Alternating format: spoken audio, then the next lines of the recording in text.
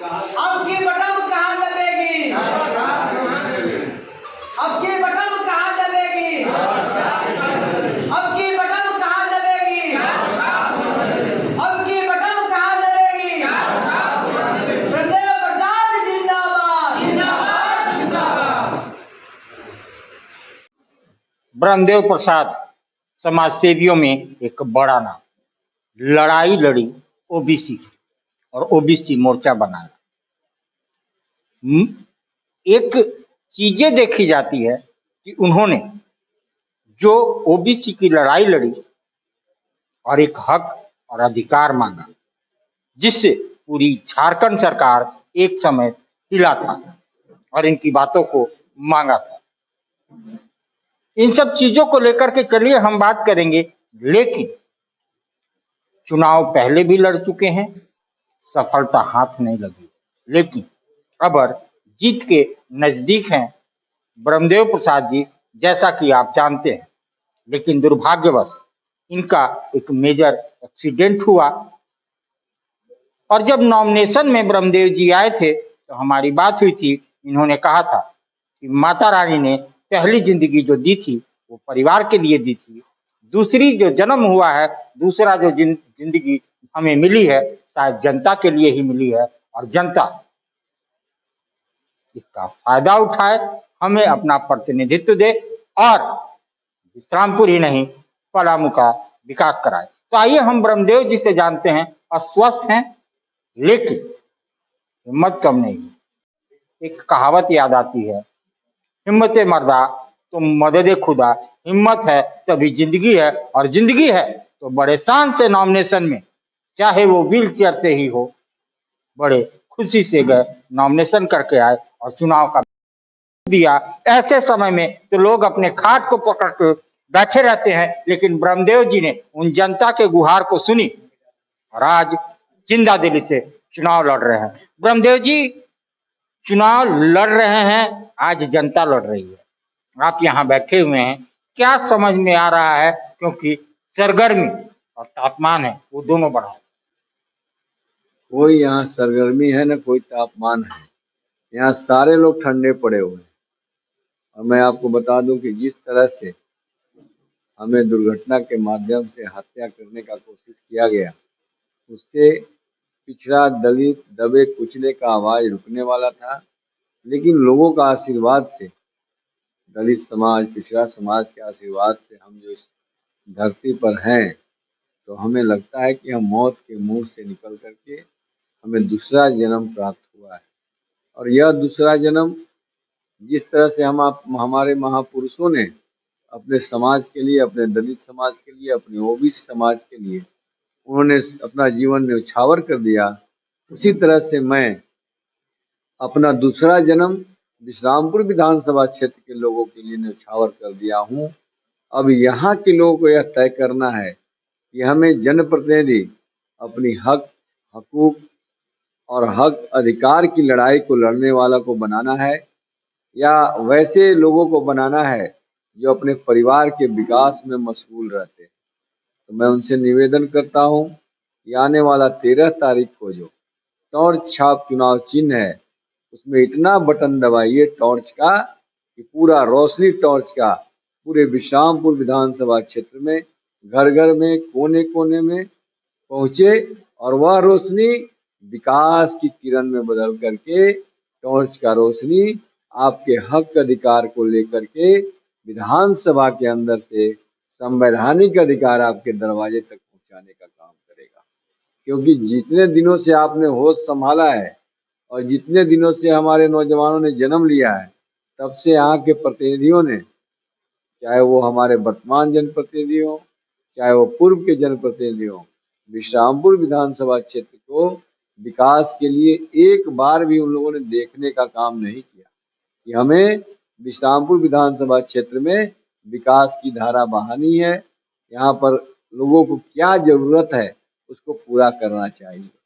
तो इसको लेकर के हमने जो संकल्प के साथ पूरे झारखंड में, पूरे विश्रामपुर विधानसभा क्षेत्र में, गढ़वा, पलामू, लातेहार सभी जगहों पर ओबीसी एकता अधिकार मंच के माध्यम से पूरे प्रदेश में अभियान चला करके पूरे समाज को जगाने का काम किया, पिछड़ा समाज को, दलित समाज को जगाने का काम किया। इसलिए मैं निवेदन करता हूं कि आप सब लोग इस बार 13 नवंबर को 13 नंबर पे टॉर्च छाप पे बटन दबा करके अपने भाई को, अपनी आवाज को विधानसभा में भेजने का काम करिए, ताकि जो 24 वर्षों से किसी ने एक शब्द भी ओबीसी समाज का, एससी समाज का उठाने का काम नहीं किया, वह आवाज सदन के बाहर तो गूंज चुका है, सड़क पर लगातार संघर्ष हो चुका है, लेकिन सदन के अंदर इस आवाज को मजबूत करने के लिए आपको विधानसभा के अंदर भेज करके अपनी लड़ाई को वहां पर समर्थन देने का काम करेंगे आप। और आपका हक अधिकार जो संविधान में दिया हुआ है, वह हक अधिकार ओबीसी परिवार का, एससी परिवार का और एसटी परिवार का ला करके उनके दरवाजे तक पहुंचाने का काम करूंगा। चाहे वो भारतीय जनता पार्टी हो, चाहे वो आरजेडी हो, चाहे वो कांग्रेस हो, चाहे वो बहुजन समाज पार्टी हो, किसी ने अभी तक पूरे झारखंड में ओबीसी की आवाज बनने का काम नहीं किया, एससी समाज का आवाज बनने का काम नहीं किया, एसटी समाज का आवाज बनने का काम नहीं किया। ये कैसी विडंबना है। केवल लोग वोट की राजनीति करते हैं, लेकिन उनके संवैधानिक हक और अधिकार की आवाज की बात नहीं करते हैं, लड़ाई की बात नहीं करते हैं। कभी किसी ने, आप सबों से भी जानना चाहता हूं कि किसी भी राजनीतिक संगठन ने, किसी भी राजनीतिक पार्टी ने अगर ओबीसी को लेकर के कहीं पर आंदोलन किया होगा तो उसका एक नमूना दिखाने का काम करिए। मैं इस राजनीति से संन्यास ले लूंगा और मंच को भी त्याग दूंगा। लेकिन किसी ने अभी तक पूरे 24 वर्षों में एक शब्द, एक बकार भी बोलने का काम नहीं किया। इसको लेकर के हमें आवाज को रुकने नहीं देना था, हमें आवाज को आगे बढ़ाना था। इसीलिए नियति को यह मंजूर था कि आप करोड़ों लोगों के लिए आवाज बनकर के उभरे हो और आपको करोड़ों लोगों का आशीर्वाद प्राप्त है। इसलिए आप जिंदा बच जाओ, क्योंकि तुम्हें हत्या की जो कोशिश की गई है वह नाकाम करते हैं। ईश्वर ने नाकाम किया, अल्लाह ने नाकाम किया, और उसके लिए, उनके लिए आवाज को बुलंद करने के लिए हमें जीवित रखा है। तो मैं अपने जीवन उन समाज को समर्पित करता हूँ, उस समाज से आग्रह करता हूँ, इस आवाज को रुकने मत दीजिएगा, झुकने मत दीजिएगा, इस आवाज को टूटने मत दीजिएगा। आप सबों से यही निवेदन करते हुए 13 तारीख को 13 नंबर टॉर्च छाप में बटन दबा करके इस आवाज को बुलंद रखने का काम करिएगा। पूरे विश्रामपुर विधानसभा वासियों को मैं अपनी ओर से और अपने मंच की ओर से हार्दिक अभिनंदन और स्वागत करते हुए चरण स्पर्श करता हूँ, प्रणाम करता हूँ, नमस्कार करता हूँ, आदाब, सलाम और झारखंडी जोहार करता हूँ। बहुत बहुत धन्यवाद।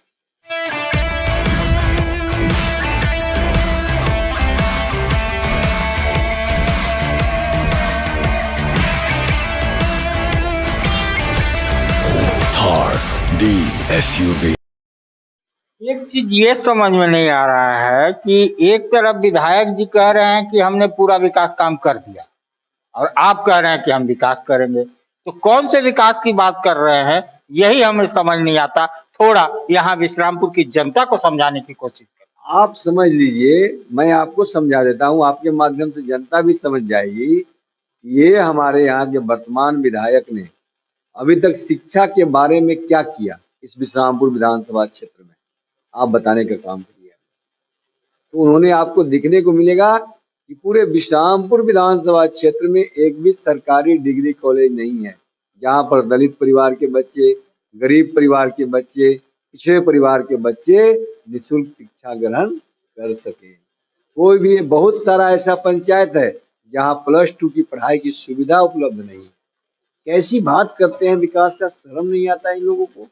आप देखेंगे उठा करके पूरे विश्रामपुर विधानसभा क्षेत्र में एक भी पुस्तकालय की व्यवस्था नहीं है, लाइब्रेरी जिसको बोलते हैं। कैसी विडंबना है। आप उठा के देखिए, एक भी खेल का मैदान का व्यवस्था नहीं है। आप उठा करके देखिए, एक भी स्टेडियम नहीं है। आप उठा करके देखिए, एक भी सामुदायिक भवन नहीं है नगर परिषद विश्रामपुर में, नगर पंचायत बजियाओं में। ये कैसी विडंबना है। यहाँ के लोग, कैसी शर्म भी नहीं आता।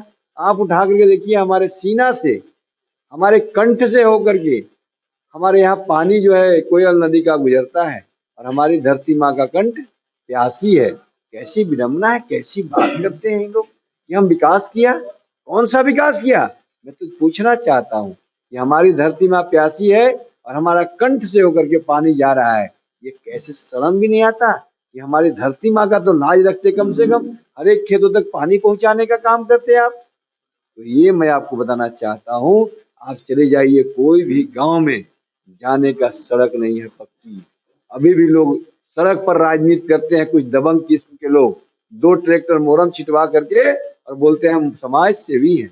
उनको भी मैं जानना चाहता हूँ कि आप विश्रामपुर विधानसभा क्षेत्र के बाहर 2 टोकरी मोरम छिटवाया है क्या? आपने 2 लोगों का इलाज करवाया है क्या?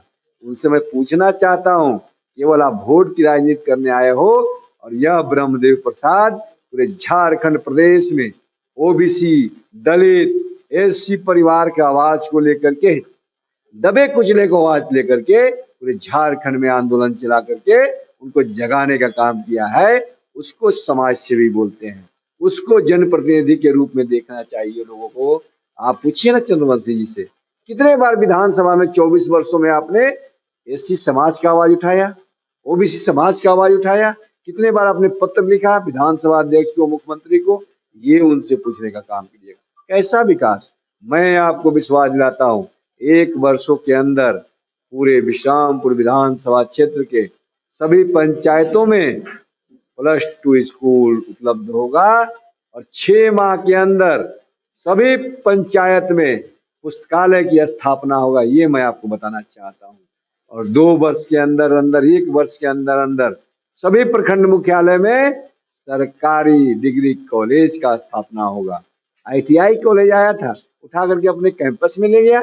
यहाँ का सामुदायिक भवन आया था, जो हमारे गरीब बच्चे बच्चियों का शादी ब्याह होता है उसमें कम पैसे में 20,000 10,000 में बुक हो जाता, वो इतना अच्छा सुविधा युक्त रहता, वो उठा करके अपने कैंपस में ले गया। आप उठा करके देखिए, स्टेडियम आया था नावा में, वो उठा करके अपने कैंपस में ले गया। कैसी बात करते हैं विकास की? ये उनसे पूछिए जा करके, और हमको प्रूफ दे रहे हैं। मैं तो प्रूफ दे रहा हूँ, उसका प्रूफ दीजिए कि फलाने जगह डिग्री कॉलेज है सरकारी, पूछिए। तो ये ब्रह्मदेव जी का जो कण-कण का किस है वो बोल रहे हैं, क्योंकि ये जनता के बीच रहते हैं, जनता की आवाज बनते हैं और जनता का दर्द है वो बयान करते हैं। तो बारी अब आपकी है कि आप किसको पसंद करते हैं। बारी आपकी है, आप विकास चुनना चाहते हैं या विनाश चुनना चाहते हैं। एक तरफ विधायक जी कह रहे हैं कि हमने विकास की लाइन लगा दी है, दूसरी तरफ ब्रह्मदेव प्रसाद कह रहे हैं विकास हुआ ही नहीं। तो ये तय आप सब जनता को करना है और मेरी एक ही गुहार होगी, अच्छे को चुने, सच्चे को चुने, मुर्गा दारू पे ना बिके। फैसला आपके हाथ में है। मैं दोबारा कहता हूँ, अच्छे को चुनिए, सच्चे को चुनिए, ताकि आपके देश, शहर, गांव का विकास हो सके।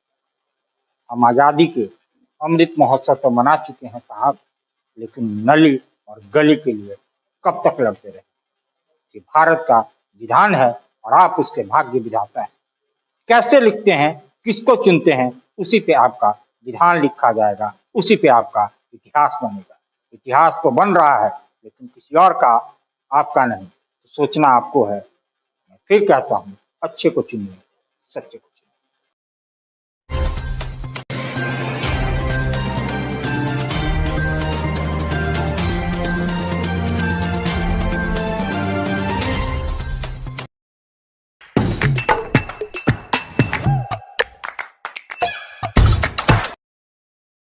आज आप दिल्ली दरबार आए हैं। दिल्ली दरबार अपने आप में पूरे डाल्टनगंज को समेटने के लिए तैयार है, क्योंकि गांधी उद्यान पार्क में दिल्ली दरबार जब से आया है रौनक बढ़ गई है।